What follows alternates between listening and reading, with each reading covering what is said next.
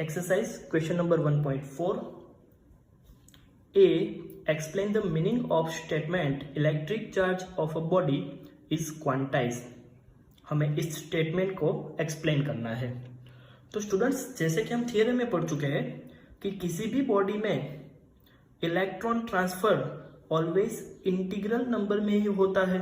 That means 1, 2, 3, 4 up to n। आपको कोई भी बॉडी ऐसी नहीं मिलेगी कि जिसमें से इलेक्ट्रॉन फ्रैक्शन नंबर में ट्रांसफर हो, जैसे कि 1.2, 2.8, 3.9। Therefore, charge are not transferred in fraction, वो तो ऑलवेज इंटीग्रल नंबर में ही होता है। So body possess a total charge only in integral multiple of electric charge.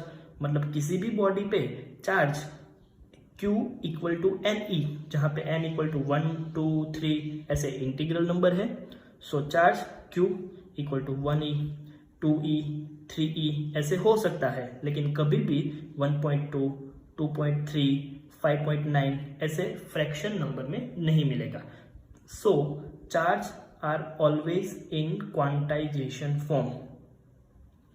B.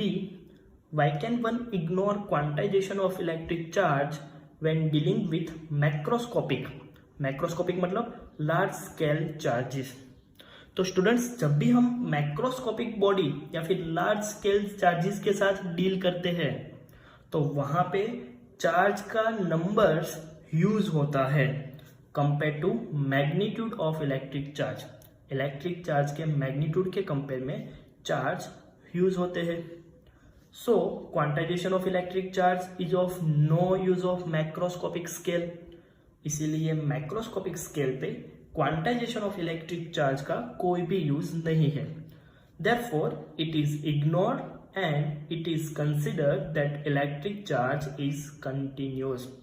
इसीलिए मैक्रोस्कोपिक स्केल पे हम क्वांटाइजेशन को इग्नोर करते हैं और हम ऐसा मानते हैं कि इलेक्ट्रिक चार्ज कंटिन्यूअस है।